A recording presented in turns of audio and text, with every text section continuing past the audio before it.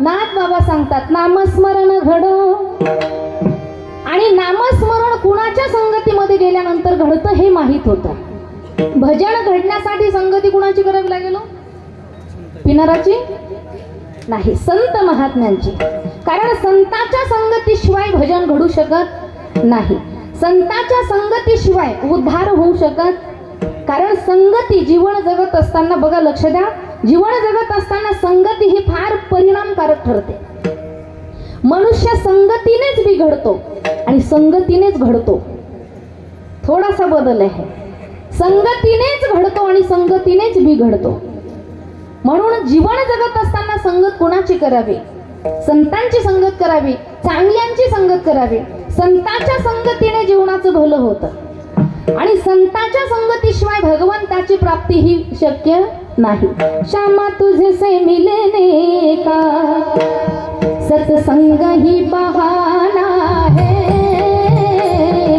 श्यामा तुझसे मिलने का सत्संग ही बहाना है.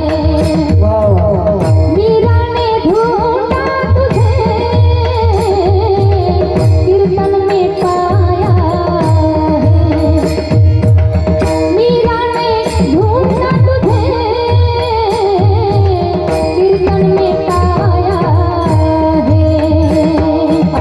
संतों की बानी में मेरे साथ का ठिकाना है,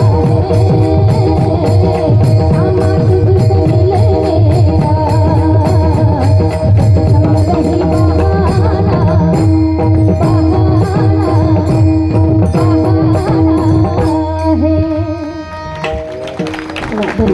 संतांच्या संगतीशिवाय देवाची प्राप्ती शक्य नाही. कारण देवाचं द्वार हे कोर्ट आहे. भगवान परमात्मा हा न्यायाधीश आहे, जीव हा आरोपी आहे आणि संत हे वकील आहे. लक्षात आलं?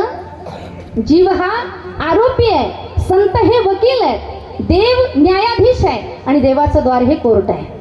आरोपीला जर न्याय घेण्यासाठी कोर्टात जायचं असेल, जीव आरोपी स्वतः जाऊ शकतो का?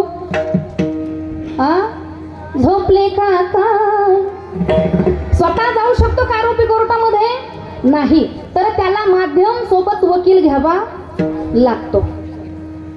आणि साध्या वकिलाने जसं सांगितलं तसं जर ऐकलं, त्याच्यानुसार जर तो आरोपी राहिला तर कोर्टात त्याची निर्दोष सुटका होते.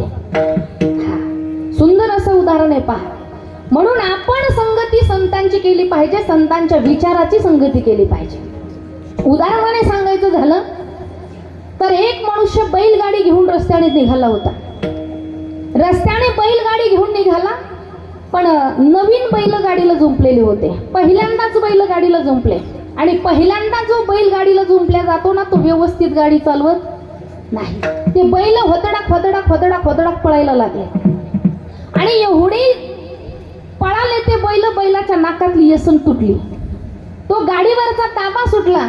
त्या गाडीवरती बसलेल्या माणसाने आरडाओरडा चालू केला रस्त्यातल्या लोकांना, अरे बाजूला सरका, बैलाच्या नाकातली येसन तुटली, गाडीवरचा ताबा सुटलाय, तुमच्या अंगावर गाडी येईल, बाजूला सरका, बाजूला सरका. सगळे लोक बाजूला सरकले, पण एक मावशी होती रस्त्यामध्ये. ती म्हणली, काय आरडतो, मी सरकणार नाही, रस्ता काय तो ह्या हे पाठ आहे तुमच्या, रस्ता काय तो ह्या बापाचा आहे का? नाही सरकणार म्हणे. नाही सरकली मावशी. बैल आले, तिच्या पायावरून गाडी घेतली, पायाचा चुरा झाला. मावशीनं दवाखान्यात जावं ना, मावशी गेली पोलीस स्टेशनला. पोलिसांनी तिचा अर्ज वगैरे लिहून घेतला, एफआयआर झाला, त्या गाडीवाल्यावर केस पडली. आता गाडीवाल्याला लक्षात आलं आपल्यावर केस पडली, मग आपण वकिलाकडे गेलं पाहिजे. मग तो गाडी चालक वकिलाकडे गेला, पूर्ण झालेला वृत्तांत सांगितला.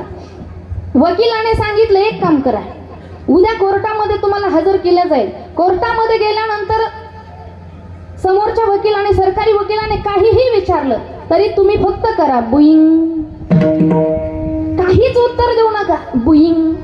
गेला कोर्टामध्ये, समोरच्या सरकारी वकिलाने विचारलं, ओ पाटील, काल दुपारी तुम्ही रस्त्याने गाडी घेऊन चालले होते?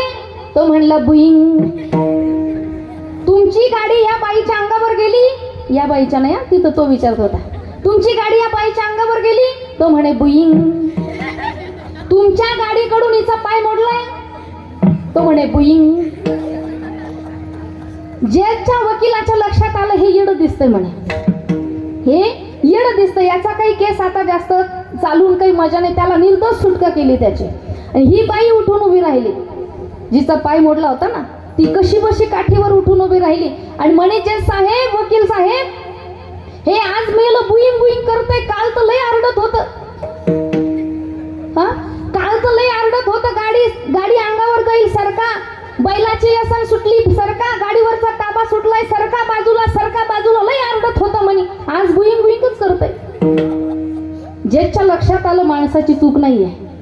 हा म्हणत होता, सगळ्यांना सांगत होता की बैलाचा ताबा सुटलाय, गाडीचा ताबा सुटलाय, बाजूला सरकार.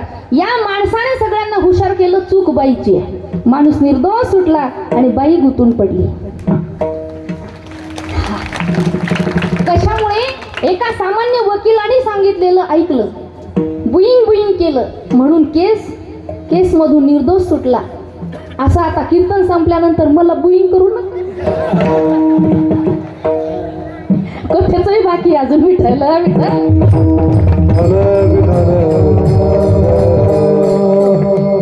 सामान्य वकिलाचं जर ऐकलं तर जीव निर्दोष सुटतो. तसं जीवाने जर संतांचं ऐकलं, संतांच्या वाक्यावर चालला, संतांच्या विचारावर जर चालला तर जीवाचं निश्चित कल्याण होणार आहे. म्हणून नाथ बाबा सांगतात, देवा मला जीवन जगत असताना संगती मला काय कर, संतांची दे. नामस्मरण घडो संत समागम, आणि संतांविषयी किंवा नामस्मरणाविषयी माझ्या मनामध्ये कसलाही भ्रम होऊ देऊ नको. कारण भ्रम म्हणजे संशय, भ्रम म्हणजे संशय सुद्धा जीवनामध्ये घातक ठरतो. पहा, संशय परमार्थामध्येही नको आणि संशय प्रपंचामध्येही नको. प्रपंचामध्ये जर संशय आला तो प्रपंच फार काळ टिकत नाही, आणि परमार्थामध्ये जरी संशय असेल तर उद्धार होत नाही. संशय किती घात करतो एक उदाहरण सांगते, भजन करा. विठ्ठल विठ्ठल.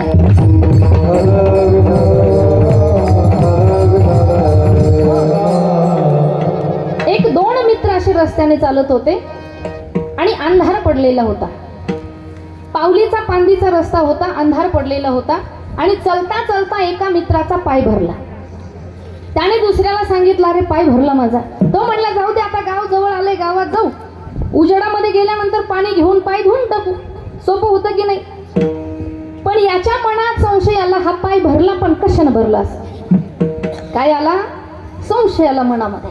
तो दुसरा म्हणला, अरे भरू दे कशाने, गावात जाऊ, पाणी घेऊ आणि पाय धुवून टाकू. पण त्याच्या मनातला संशय काही जाईना, पाय कशाने भरला असेल म्हणून त्याने हात लावून पाहिला. चलता चलता पायाला हात लावला. आता पाय जिथे भरलेलं होतं तिथे हात लावल्यानंतर आता हातही भरला. तो म्हणे, आता हातही भरला. तो म्हणला, भरू दे, जाऊ दे, घरी जाऊ, पाणी घेऊ आणि हात धुवून टाकू. पण तो म्हणला, आता हात कशाने भरला असं? काय आला? संशय आला. आता जे पायाला कळत नाहीये ते हाताला कळणार आहे का? नाही. मग कशाने भरला? आता गावाजवळची पांदी होती, अंधाराचा रस्ता होता आणि गावातले 12,500 रुपये शासनाचे ते गावात राबवलेले नव्हते. कळलं का तुम्हाला? तुमच्या गावात राबवलेले असतील तो भाग चांगला आहे. हा, पण त्या गावामध्ये राबवलेली ती स्कीम नव्हती. 12,500 रुपये पाय भरला, हात भरला. आता संशय आला, हात कशाने भरला असेल? संशय दूर करण्यासाठी त्याने नाकाला लावून पाहिला. आता समजलं कशाने भरला. तुम्हालाही समजलं ना? आता समजलं कशाने हात भरला. पण पायाला होती ती घाण. कुठे होती? पायाला होती. पायाची घाण हाताला आली. कशामुळे? बोला बोला, कशामुळे? संशयामुळे. हाताची घाण नाकापर्यंत गेली. कशामुळे? संशयामुळे. म्हणून परमार्थामध्ये किंवा प्रपंचामध्ये संशय हा घातक आहे. विठ्ठल.